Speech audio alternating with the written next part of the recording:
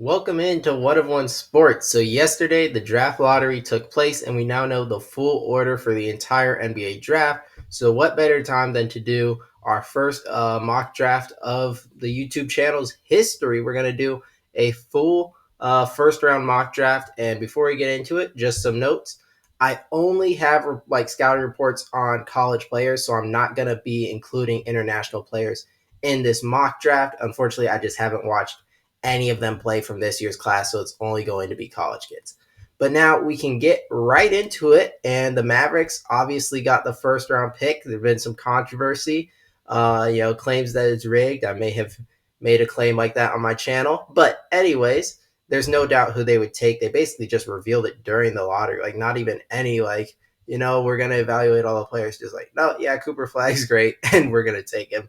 And yeah, obviously, it'd be interesting to see like Cooper Flag next to Davis and like Derek Lively or Gafford. That'd be one of the best shot blocking front courts I think I've ever seen, because I assume Flag's going to play the three because Davis doesn't want to play the five. But it'll be interesting. Like maybe Dallas blows it up, but I doubt it since Nico Harris and them seem to think they had a championship team. But Cooper Flag kind of bails them out after the Luka Doncic trade, which I can't believe. Then the Spurs, and the other note, I will do a few trades, and this is going to be the first one because I think the Spurs, Ace Bailey, I could see being the pick, but I just don't think you're going to draft Dylan Harper because he hasn't really shown ability to play off ball. He does a decent amount of things similar to De'Aaron Fox, not like crazy similar, but somewhat similar. And you're going to draft the number 2 pick to just be a backup point guard when you already have Stephon Castle already kind of doing that. I think this is either going to be a trade, either like a potential Giannis trade, but in this, we're just doing trades for picks. So a team that I could see trading up is the Brooklyn Nets. I think you're at 8. And last time you've had, look at all these picks. You have 4 first round picks plus pick 36. So if you give 8, and we'll call it 19, and then I don't know if you would have to go up 27 or 36. I'll call it 27. And then the Spurs give you 2. The Nets trade up here, and now this is a team that I think you need to get like your guy. Like you have a ton of cap space. You're going to be able to add players in free agency. Probably make some. Maybe you do a sign and trade for a guy like Jonathan Kuminga. But I think you need a surefire prospect you can build around. And I think Dylan Harper can be that guy for the Brooklyn Nets, who I think is a really good point guard prospect. I'm not quite as high on him as some other people I've seen compared to like Cade Cunningham. I don't quite see that ceiling, but he is a great player nonetheless. And then Ace Bailey here, I think, would be the clear pick for the 76ers. You already have Maxey, McCain, Grimes in that backcourt. So I think you're going more front court player, and Ace Bailey can kind of play the role that you hope Paul George was able to play if he had been a star. Now you have both of them, and he gives you that wing scoring. And Ace Bailey is a player who I think has, outside of Cooper Flag, probably the highest ceiling in this draft class, but he mixes that with some potential to not be so good. Moving on to the Hornets, and I think this is just such a perfect fit in VJ Edgecombe as a connective 3-and-D piece between LaMelo Ball and Brandon Miller at the 2 position. And that's a decent young 3 to build around. And outside of Cooper Flag, I think he's the best fit of anyone in this draft for the Hornets. So I don't think it's even that bad that they fell to 4. I think he's going to be really, really good player for them. And at worst, like a really good role player, but at best, someone like a Victor Oladipo type of player, like prime Victor Oladipo. Then I think the Jazz, I think Colin Sexton or Jordan Clarkson could be moved. And then if you want to infuse like some scoring, I think Trey Johnson could be a pick here. Probably the best bucket getter in the draft class right now in terms of just a pure scorer. Reminds you of like a Malik Monk, or at least he reminds me of Malik Monk. But yeah, just a great scorer. And I think he would do well in Utah. Now the Wizards. The Wizards are interesting because you have a lot of young talent. Like you have above Carrington, AJ Johnson, you believe in a Keyshawn George, Bilal Coulibaly is still there, and then obviously Alex Sarr. I think you could go like Kaman Maluak and try moving Alex Sarr to the 4. You could also draft Derek Queen if you think Alex Sarr's defense makes up for some of Derek Queen's liabilities there. I don't think they do that though, and I think they're looking more at a guard. And the Wizards, like GM, comes from Oklahoma City, and they've tended to like players like Josh Giddey, Nikola Topic. So I actually could see Kasparis Jakuchonis being the pick here. But I'm going to do a trade down with a team I think really wants to get Kaman Maluak.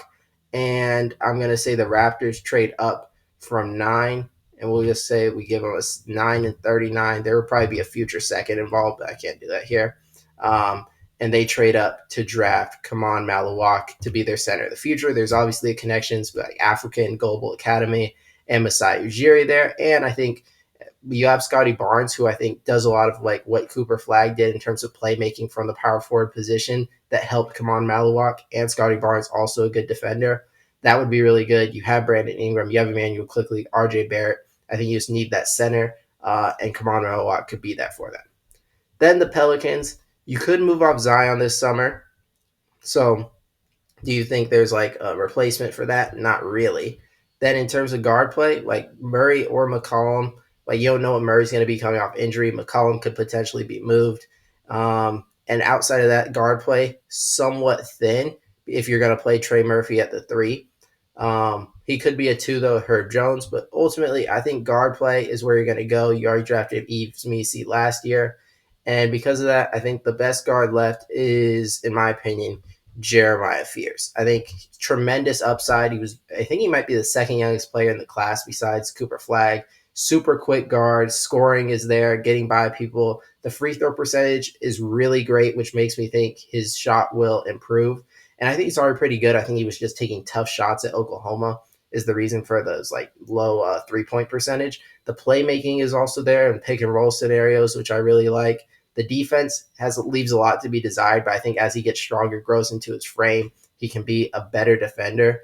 And I think he's a really good point guard prospect and my personal favorite in this class outside of obviously Dylan Harper. Now we have the Spurs at 8. And I think there are lineups here, like when Castle's on the floor, when Sohan's on the floor, maybe with a De'Aaron Fox, where there's not a ton of shooting. And I think just getting a guy who can do a little bit of ball handling, a little bit of playmaking, but is probably, I would say right now, the second best shooter in this class to me. We'll talk about the other guy later. And just that pure shooting, I think, is going to be valuable to San Antonio. And he could do other stuff. He can rebound a little, play make a little. I think Colin Knipple fit in great in San Antonio. Now the Wizards back on the clock after trading down, and here's where I'll take Casper Jakuchonis. I already kind of talked about it. I think you could play him next to Bub Carrington. He's 6'6", so he has some positional versatility in terms of the 1 or 2. I think the Wizards could like him as a prospect. I'm a little lower on him, but I think realistically in mock draft he'll go higher than I would personally take him. The Houston Rockets. This is interesting because you have so many positions filled, right? And now obviously this could end up being traded in like a Giannis trade or maybe a Durant or Booker trade if any of those things end up happening. But like right now, you took Reed Shepherd last year. He didn't even make the rotation as a backup point guard. And then you have so many wings, so I don't think you go wing. And then like, do you take Derek Queen as like a Şengün replacement? I'm not really seeing that. Do you just lean into defense, go Colin Murray Boyles? Potentially. You do need shooting, so I could see like Liam McNeely or Jace Richardson.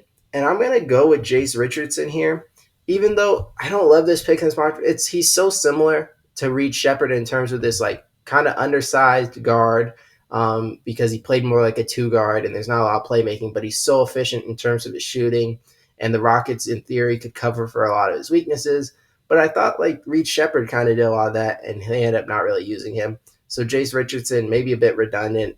Not my favorite pick I've made here, but that's what I'm going to go with. And then for the Portland Trailblazers, I think they could just lean into this defensive identity because you already have so many spots filled.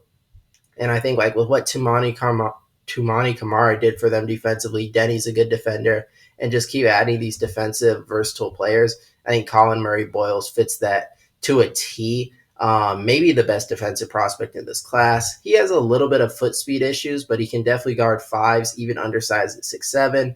He can guard 4s, probably guard some 3s, and he kind of reminds you like of Draymond Green defensively at times. He is a really, really good defensive prospect. Now we have the Chicago Bulls, who I think the backcourt is pretty, filled with Kobe White, assuming they bring Josh Giddey back. Lonzo Ball is still there. Buzelis could play a 3 or the 4. So you just go front court player, and I'm going to say they draft a Nikola Vucevic replacement. Hope they'll probably try to move off of him. And Derek Queen is similar in a lot of ways in terms of there are defensive problems, but he has so much offensive potential in terms of post up. He has some playmaking. Maybe the shot develops. He can ball handle a little bit, especially for a five. It's pretty good. I think the Bulls draft him to be their center.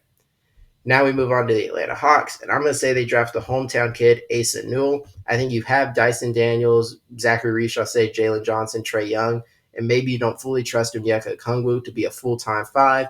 And then Newell could be a five at times, like a backup small backup five, but he can also play the four a little bit next to Okongwu as this kind of like lurking shot blocker. And he's the hometown kid, so I think they go with Newell, who I actually like as a prospect. Then the San Antonio Spurs back on the clock for their second pick in the lottery.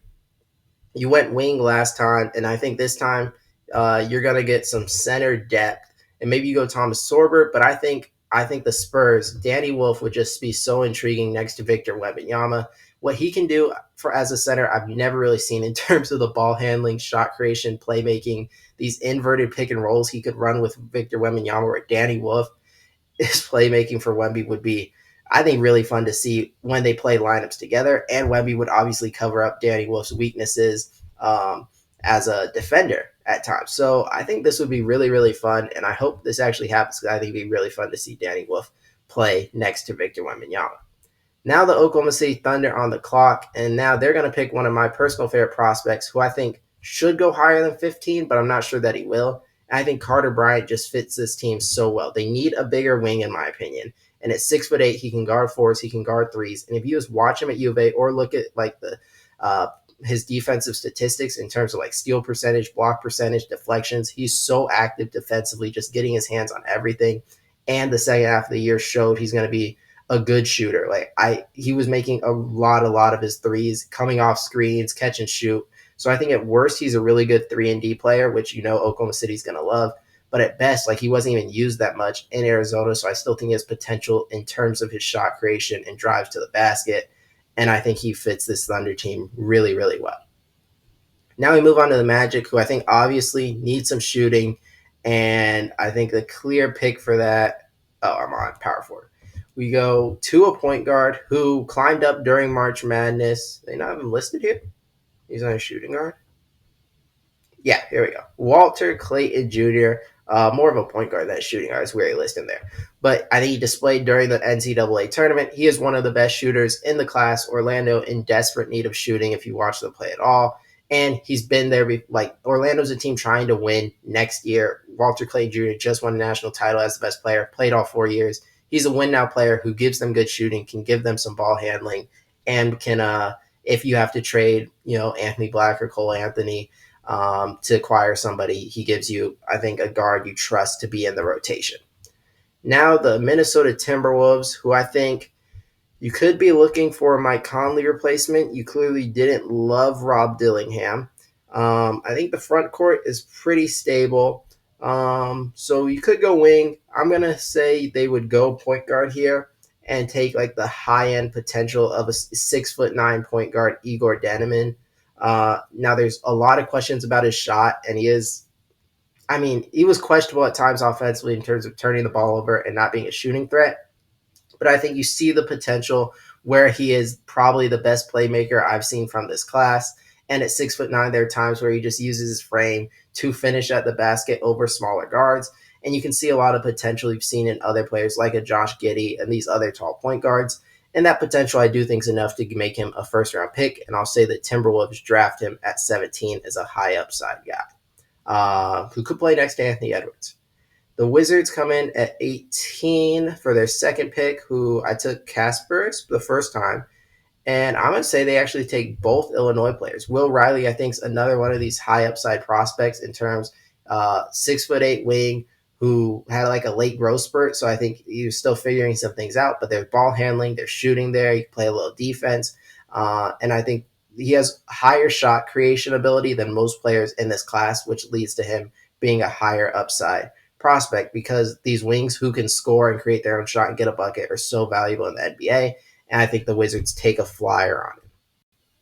Now on the clock at 19, we have the San Antonio Spurs, who I think, having already taken 2 picks, and Liam McNeely's available, but you already have Con Knipple. I think you look to trade down with someone who maybe needs someone at this position. And I'm going to say actually the Oklahoma City Thunder, who I know just took Carter Bryant, but I think they see another prospect they want. And they give 24, call it 44 for 19. There'll probably be a different second involved. But they trade up and they get Thomas Sorber, who I think when you're looking at this Thunder roster, it's going to get really expensive. Sorber's coming off injury, so I don't expect him to play next year. But in 2 years, when J-Dub gets the contract and Chet gets the contract, and you're looking to stay under the second apron, you have the flexibility to move off Isaiah Hartenstein, and Thomas Sorber can fill that role in a couple years' time, as I don't think they have a guy on the roster right now who you trust to be that guy. So I think they trade up and do that. And now the Miami Heat on the clock, I think you could argue they should take a higher upside guy, like maybe a LeBaron Philon, maybe even a Boogie Flan. But I think, to me, I think Nick Clifford just feels so much like a Miami Heat draft pick, just at Colorado State, doing it all. He defends, he playmakes, he can shoot, an older prospect, makes winning plays. I feel like that's just the type of prospect the Heat love. Kind of reminds me of like when they took a Jaime Jaquez. And I think he just fits their culture that they love so much, Heat culture. So I'll say the Heat go with Nick Clifford there. And then the Jazz back on the clock with their second pick. He took Trey Johnson with the first one.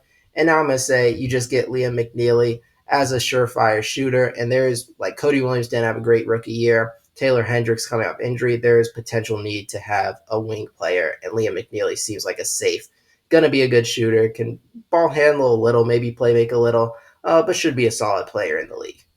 Now the Hawks back on the clock, and I'm going to say they go with LeBaron Philon as sort of a backup guard, kind of to do what they hoped Kobe Buffkin would do a couple years ago, but he hasn't been able to turn into, as a guy who can take a little bit of pressure off Trae Young.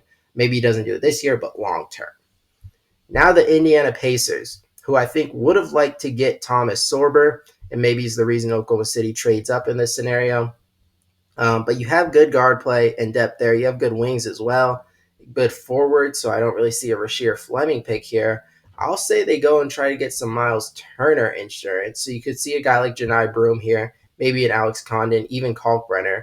And I think for a lot of people say this is somewhat of a reach, but I think what Max Reynow does as a floor spacer and a little bit playmaking, I see only 1.7 assists, but he has some playmaking potential there. And he is a good rebounder. I think he can kind of play that Miles Turner role if Miles Turner left in free agency. So a bit of a reach, but I think it fills a need for the Pacers. And now the Spurs back on the clock. And I'll say they now get Rasheer Fleming as a potential floor spacing four who can shoot, can rebound, defend, and would be a good fit next to Wemby. So I like that fit for San Antonio, who at this point is just stacking up first-round picks on this roster. Now, another player that I think is going to be a reach, but the Orlando Magic, if you follow their drafts, have a history of kind of reaching on players. And like I said, they need shooting, and they want guys who can win now. So you already got that in Walter Clayton Jr., and now I could see it being Chaz Lanier from Tennessee or Kobe Brea. But I think Kobe Brea, because he is, I think, the best shooter in this class, even better than Kon Knueppel, and is 6'7", which the Magic like these like lengthy guys, and he's experienced, play all 4 years. Best shooter in the class, and you trust that, like, can he give us 10 minutes a game playing off ball, Paolo and Franz, where if we kick out to him, he's going to make open threes. He's for sure going to do that, and I think that's valuable for Orlando. Bit of a reach at 25, but I could definitely see the Magic doing that. Now the Nets back on the clock after taking Dylan Harper, and I'm going to say they go and get a wing player in Drake Powell, who I'm not sure if everyone projects him to be a first-round pick, but I think the second part of that year in North Carolina, he showed he's going to be a really good defensive player. The shot comes along, he's going to be a good 3-and-D player, and I do think there's a little bit of shot creation stuff with him. And the Nets, I think you could use a little bit of upside there. So I like the pick there. And now at San Antonio, you just take whatever you want at this point. Like, you've got the 4, you've got the backup 5, you got a wing. So at this point, I'll just go guard play. And this is, a few reaches in a row. But to me, it's not a reach, but I think most people will say that it is a reach. But it's a player I like. If I can find him. Where is he? There we go. Tyrese Proctor out of Duke reminds me a bit of Derek White from Australia, but he's got good size. I think he's a good defender. He's really improved as a shooter. So yeah, he's just going to do a little bit of Swiss Army knife, can play the 1 or the 2, 3-and-D guard play, who I think can help a team that's trying to win in the Spurs. I really like that pick. And speaking of Derek White, we now have the Celtics, who, after last night, Jason Tatum's probably going to miss all next year. You're probably moving off either Porzingis or Drew Holiday. So I think you still have Pritchard, Derek White, Jaylen Brown. So I think this is more of a front court pick. So if we're looking at centers, do you go like a Janai Broom and Alex Condon, Ryan Kalkbrenner? Potential there. Or power forward, do you do a Thiero, maybe a Yaxel Lendenberg? I could see, but I think Yaxel Lendenberg is going to go back to college at Michigan. I really do. So I'm going to say they take a center here, and I'll have it be runner up to Cooper Flag for the Wooden Award. Janai Broom was a great college player, and I think he can be a decent NBA player, give you some center depth if you trade away Porzingis, even though you do have like Kita, Cornette maybe is back, but we'll see. And then the Phoenix Suns, my personal favorite team. I would like to see a point guard of the future personally. I would like to take either Tahad Pettiford or Boogie Fland here. I would like as a pick. We have Devin Booker. Durant will probably be gone. Ryan Dunn's still there. We do need a big, so I think it's between Fland, Pettiford, or Condon here. And I think the Suns. Oh, this is actually tough. I don't know what I think they would do. I think they clearly need the guard. So I'm going to say they go point guard, and it's going to be. I think they would take Boogie Fland here, as I think higher end like playmaking ability, which Devin Booker probably wants to play next to a guy who has more playmaking ability than a Tahad Pettiford. And then the Clippers here with the final pick of the first round. And you kind of have pretty much everything you need on this roster. And you can kind of just draft best player available, someone who maybe helps you with a trade asset. So in terms of that, like it could be Tahad Pettiford at 41. It could be Alex Condon. I'm going to say the Clippers draft Alex Condon, national champion out of Florida, as a versatile 4-5, really good defensive player, can rebound, gives you hustle, maybe could be a shooter. So that is my full first round mock draft. We have Cooper Flag to Dallas, Nets straight up take Dylan Harper, and you guys can see the rest of this as I scroll down. So I thank you guys all for watching. There'll be tons more draft coverage coming in the next few days and weeks leading up to the draft, talking about who are the best prospects, player evaluations. So if you're interested in that, make sure to follow, leave a like, and subscribe. Until next time.